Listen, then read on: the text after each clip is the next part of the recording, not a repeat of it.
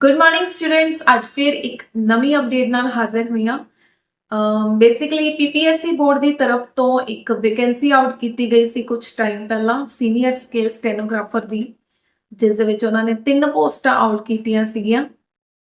ते अज नवी अपडेट के according board ने इसकी ऑफिशियल टाइपिंग टेस्ट डेट हैगी जिहड़ी अनाउंस की है, जो कि 25 अक्टूबर 2025 ਨੂੰ रहने वाली है। ਤੇ ਟਾਈਪਿੰਗ ਟੈਸਟ ਦਾ ਜਿਹੜਾ ਟਾਈਮਿੰਗ ਹੋਵੇਗਾ ਉਹ ਸਵੇਰ ਦੇ 11 ਵਜੇ ਤੋਂ ਸਟਾਰਟ ਹੋਵੇਗਾ।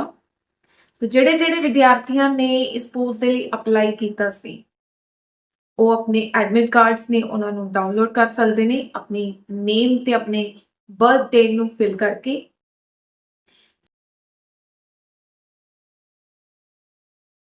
ਸੋ ਇਦਾਂ ਦੀਆਂ ਨਵੀਆਂ ਜਾਣਕਾਰੀਆਂ ਹਾਸਲ ਕਰਨ ਦੇ ਲਈ ਤੁਸੀਂ ਬਾਲਾਜੀ ਐਜੂਕੇਸ਼ਨ ਪੁਆਇੰਟ ਦਾ ਅਫੀਸ਼ੀਅਲ YouTube ਚੈਨਲ ਹੈਗਾ ਆ, ਉਸ ਨੂੰ ਸਬਸਕ੍ਰਾਈਬ ਕਰਕੇ ਰੱਖੋ।